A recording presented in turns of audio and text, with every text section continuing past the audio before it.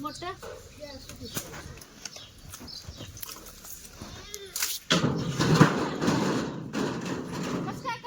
काळ का चालतच नाही का हो रिकोर होतच नाही वरण असं आहे का ती चालत नाही म्हणजे कार्ड रिकवर होत नाही म्हणजे काळच चालत नाही कोण बी घेत नाही तयार होय का चला आज ना भंगार घालायचं काम चालू आहे आमचं पैसे तर झालं म्हटलं आता जे काय साहित्य आहे ते सगळे आता घालून टाकायचं पहिले आपले हार्पिक संख्या कशा संख्या नाही करू हार्पिक सोबत कशाला ना सोनी तर हे त्यात टाक हे उतरून येते ते आई त्यात रोज रोप लावायला ते काय तर आजी पाल आहे तिथं भंगार खेळायचं साहित्य लोखंडमध्ये करते ना लोखंड असं ते चाळून घ्या की आई आईचं ऐकून मग आमचं आहे ते काय करत नाही तिकडे तुम्ही चाव म्हणलं तर बी चावत नाही आई सायकल घेऊन जातात म्हणून का इतक्या उशीर नाही केलं परीची सायकल कसं परीची सायकल मागे कसं पळणार आमची आहे. आई ते ग ओ दादा मिक्सरचं ते स्टीलचं भांडं ते घेत आहे आई मिक्सरचं स्टीलचं भांडं पण घ्या ते सगळंच काढ त्यातलं मी म्हणते मी काढू का आई ते हार्पिक दे आ?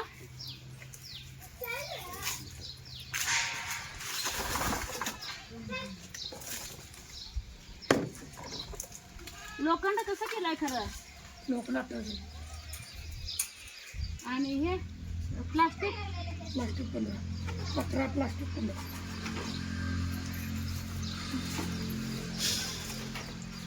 ते ऍसिडचं पण येतंय का आई ह्यांना काढायला लावते की ह्यांना काढायला होती थांबा मला पण ठीक दादा ती काढा हो 2 प्लास्टिक आहे 1-2 दिवसच पाऊस पडला होता का नाही नाही घाला म्हणतात की सगळीकडे गवत आलंय ते घेतो म्हणलेत आणि चालत नाही सोनू हे निळा घेऊन चल रे बाळा तिकडं निळा घेऊन चल ते तार होते दादा आम्हाला लावायला लागते बाबा कशाला पण आई ते घालूया का डब्बा स्टीलचा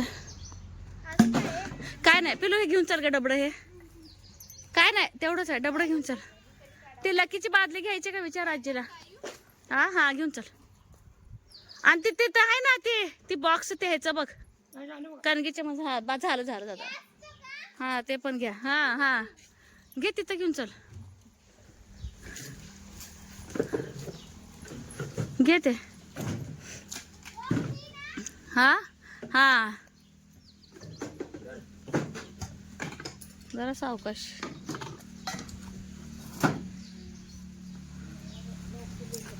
हा नको राहू दे मग पावसाळ्यात काय तर झाडं लावायला ते मग राहू दे कुजलंय होते आई काळं घेत नाही म्हणते ते या की आई तुम्ही पण काय लावा थांबा जरा आमच्या आजीचं वजन बघूया ए नको थांबा दवाखान्यात जायचं होत थांबा 1-2 मिनिटं दादा कसं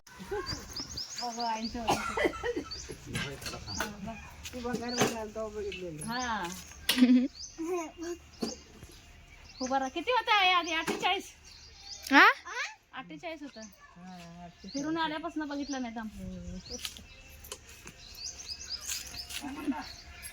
तुला काय वाटतंय वाढलं का आहे उभा राहा आई आयु उभा राहा वाढलं असेल का नाही कमी झालं असणार आजी खराब झाली 48 आहे नाही नाही किती आहे हो साई तू भरते का नको एक बार 28 तू भरते माझं नको घेऊ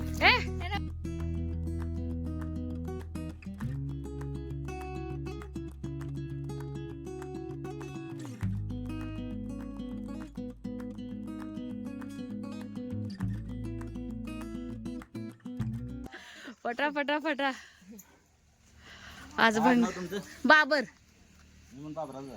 बाबराचा आहे आलेगावचा आहे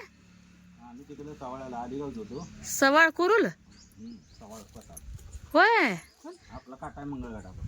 होय का बाबराच आहे म्हणते ती. तुमचं जुनं कोण आहे सांगा, आई ओळखते त्या. आम्ही अलिगावच होतो पहिलं, तिकडे जाऊन राहिलो, सवाळ्याला राहिलो. कुरुल पाशी सवाळ सवाळ हा सवाळ सवाळे कुरुल जवळ सोलापूर रस्त्याला. हा. आपला काटा आहे तिथं मंगळगड. कुठल्या वाड्यातलं काय नाव आजा पंजाचं नाही. एवढं कुठलं ते आता. आमच्यासारखं आहे, आम्ही राठेवाडीचं सोलापूरला राहायला गेलो नाही का तसं. चला आज भंगारची कमाई किती झाली, 500 रुपये. इकडं तिकडं पडलेलं सामान पटा पटा पटा सई परी आजी सगळे गोळा केले. म्हणलं यात्रेची जी घाण आहे. आणखीन आहे काय काय, पण जे गोष्टी महत्त्वाच्या आहेत ते ठेवावंच लागते. आणि थोडं पाऊस, 2 दिवसाचं पावसाचं कमाल बघा किती छान फुटायला लागले. होय आई, पावसानं बघा झाडं पावसानं चांगलं एकदम छान.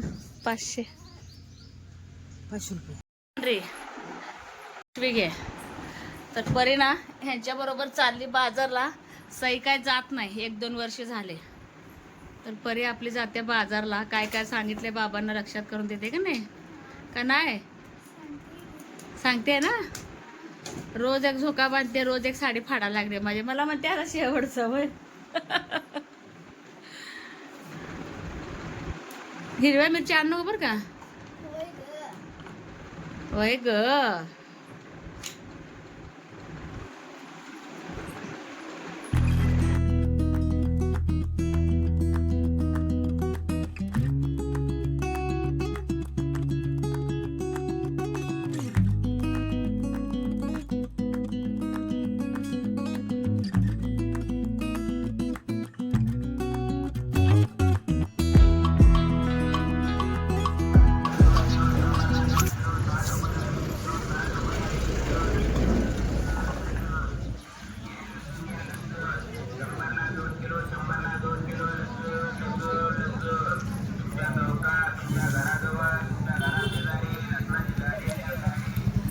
आता कलिंगड ना हो.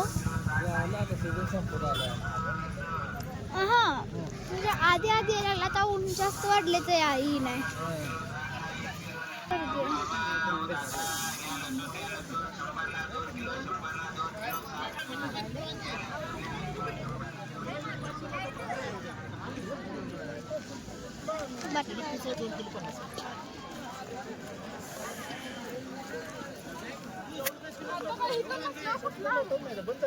मला पैसे काही नाही, बटाटे काही नाही का तुम्ही आता एवढं फिरून आला, सुट्टी मिळणार का तुम्हाला सांग. बंद झाले माझे काय सगळं. कुठं गेलं तर बँकेत गेलं तर मोठं नाही.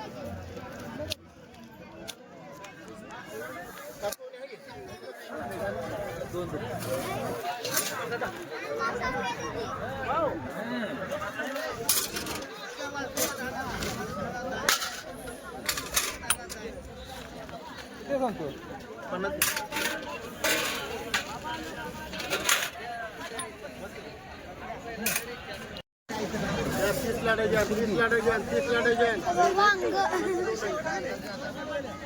बाबा हे कांदा 1 किलो घ्यायचे.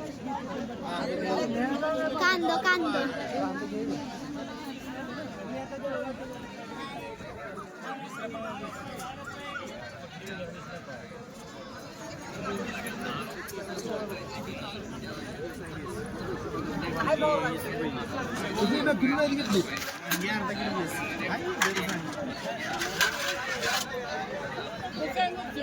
कोथिंबीर काय दे तुम्हाला 1 किलो 30 रुपये 20 10 पाव 20 रुपयाला पाव अर्धा. कपडे अर्धा पाव 1 किलो 20 रुपये 330 एवढा अर्धा 380 आलू 20 350 गवारी अर्धा 480 नावर अर्धा 520 पाव 1 किलो 40 रुपये धरले. मटण नको राहुल द्राक्ष वरडा राहिली मला.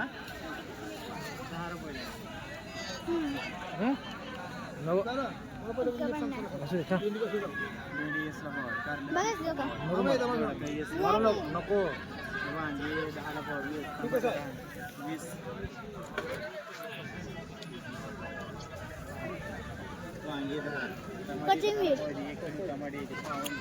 कोथिंबीर कांदा आणि बोंगी मिरची. हा. साधी मिरची नको म्हणून. माझं नाही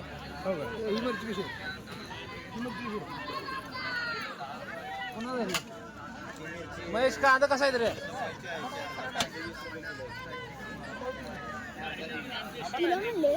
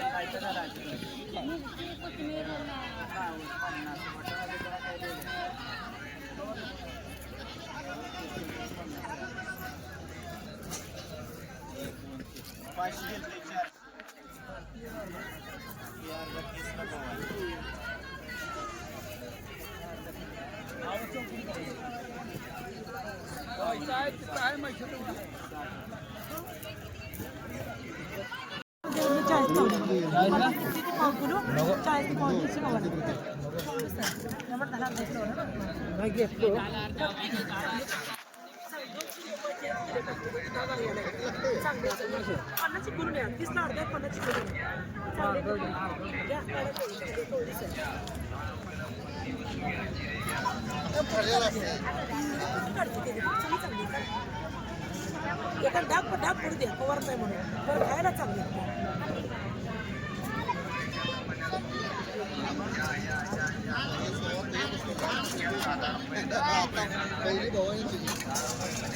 बसू द्या वर जा म्हणा बसत नाही या वजन झाले या.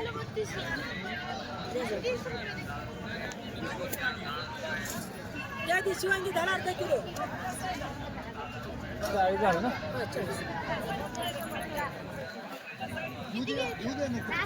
या वांगी धरा अर्धा किलो. दिवशी वांगी धरा अर्धा किलो.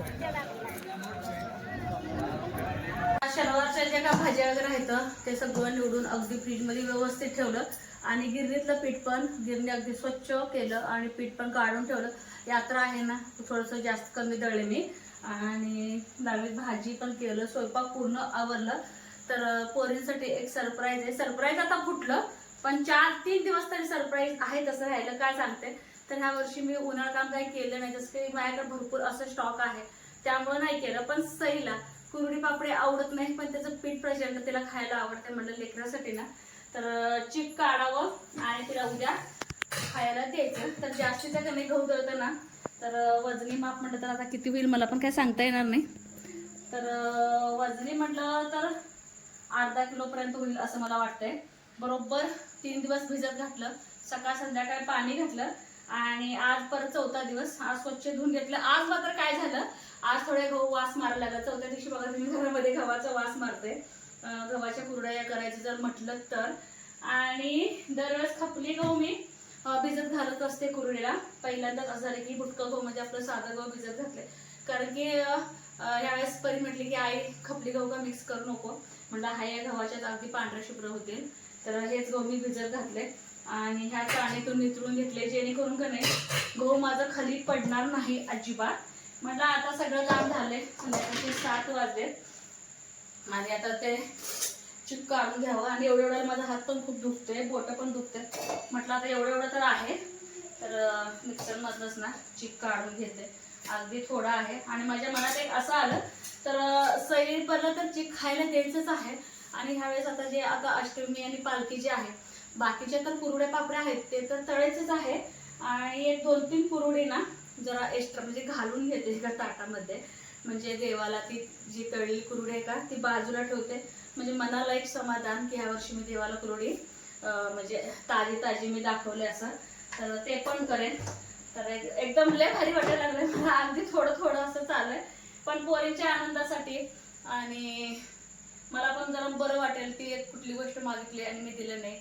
आणि घरामध्ये पण म्हटलं चला नवीन गव्हाची कुरवडी ते पण पहिल्यांदा अशा साध्या गव्हाची कुरवडी बनवते. असं भिजून तर अगदी पांढरं शिपट झाले पण अगदी फुगून टम असं झालेलं आहे. तर त्यासाठी बघा मी तर दरवर्षी गेल्या वर्षीपासून मिक्सरमध्ये काढते. जसं की आता दाखवते तुम्हाला पूर्णाच्या चाळीतनं जे चीक काढते. परत ह्यात म्हणजे चीक काढलेला आहे का आपल्या सोजीच्या चाळणीनं काढते. काही सुद्धा ताम पडत नाही किंवा कुठलं चोथा वगैरे काहीच पडत नाही. हा माझी आमटी होती चालली. तर चला बटन चालू केलं नाही.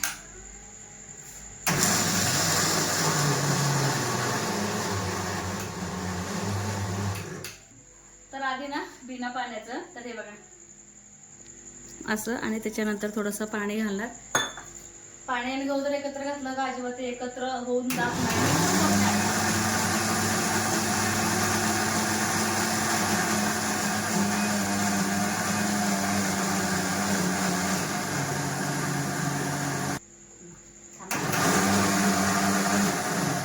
आणि आपल्या घरामध्ये ना फक्त मला आणि परला दोघींनाच कुरवडी पापडी ह्या गोष्टी आवडतात.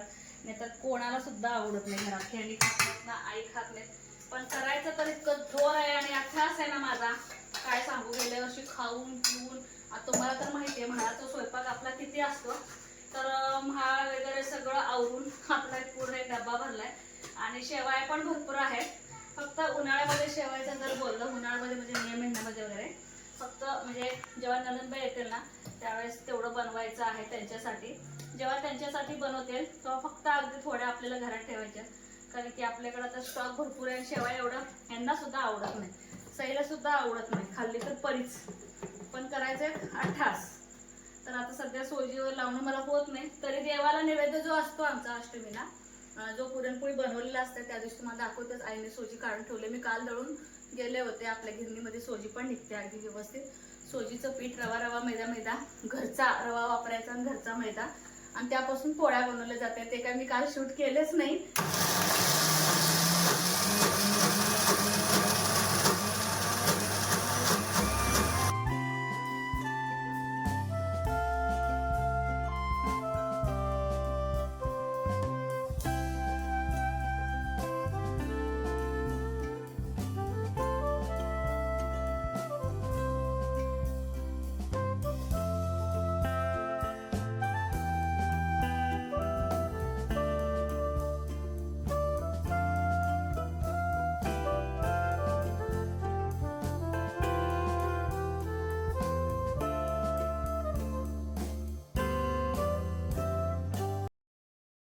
एवढ्याशा गव्हाला ना इतका चोथा निघलाय. खपली गव्हाचा जर गहू असेल तर इतका चोथा निघत नाही, पण ह्या गव्हाचा चोथा बऱ्यापैकी निघालाय. आणि विशेष म्हणजे हा चोथा सुद्धा आपला अजिबात वेस्टेज जात नाही, कारण की आता आपल्या शेळ्या आहेत. उद्या जरा ह्याला उन्हात हडकत घालणार आणि थोडंसं म्हणजे वाळलं का शेळ्या पण अगदी हे आवडीनं खातात. त्यांचं आवडतं खाद्य आहे, त्यामुळं पण हे चोथा पण आपला आता हे काय वेस्टेज जाणार नाही. तुम्हाला सांगते यात पाणी वतून चीक काढलाय. आणि जरी पाण्याचं प्रमाण जास्त जरी असेल तर आता सगळ्यात आईला कुरवडी येते मला माहिती आहे. ते पाणी वर राहतं आणि जे चीक असतं ते अगदी तळाला जातं. इतकं तळाला जातं ना अक्षरशः त्याला ना चमच्याने खरडून काढावं लागतं, इतकं चिकट होऊन बसतं. त्यामुळं पाणी किती जरी घातलं तर पाणी सगळं निघून जाते उद्या. त्यामुळे पाण्याचं पण काय टेन्शन नाही. शक्यतो मी सगळं आता हे बघा नितरूनच काढलंय. जितकं जोर आहे मला तितकं काढलंय. आता म्हटलं इतकं आता हे सोजीच्या चाळण्याने चाळून घेते. तर कोण कॉटनचा कपडा असेल तर त्याच्याने पण गाळून घेतात. धोत्राचा वगैरे असेल तर एकदम उत्तम. तर हे पण अगदी बारीक अशी चाळणे स्वच्छ असं धुवून घेतलं. एवढे मोठे काय जे नाही घेत असं आपलं वेझं, त्यामुळे काय प्रॉब्लेम नाही. तर आता ह्यात एकदा चाळून घेते. म्हणजे आपले गव्हाची जी कणं असतात ना, गव्हाची कणं किंवा जी तांब असते गव्हावरची, ते तांब सगळं वरचीवर अडकून बसते. मला दाखवते एकदम पांढरची तळाला बसले बघा. हा चिक पांढर शिपट ते आता मी हाताने काढणार आणि तुम्हाला तांब पण दाखवते. हे बघा तांब म्हणजे गव्हाच्या वरचं जे साल असतं ना ते साल आहे हे.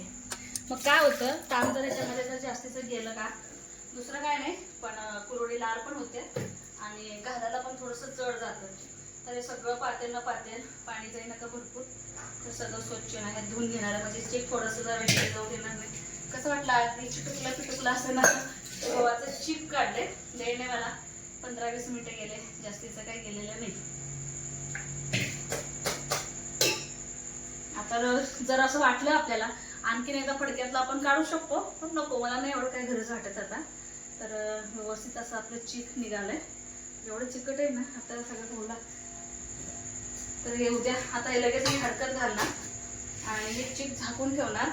मला वाटतं लय झालं एवढं चिक तयार होईल बघा, एवढंच होईल, जास्तीचं होणार नाही मला असं वाटतंय. आणि वरचं वर पाणी राहणार आणि रात्रभर हे पाणी असंच ठेवलं नाही आपलं चिक, पाणी वर चिक चिक खाली. तर चला हे झाकून ठेवते आणि इथंच व्हिडिओचा एंड पण करणार आहे आणि लागलीची भांडी पण घासून घेते बाहेर जाऊन. तर कसा वाटला आजचा ब्लॉग हे मात्र सांगायला अजिबात विसरू नका. चॅनेलवरती कोण नवीन व्हिडिओ तर बघत राहा, लाईक शेअर सबस्क्राईब करायला अजिबात विसरू नका. बाय.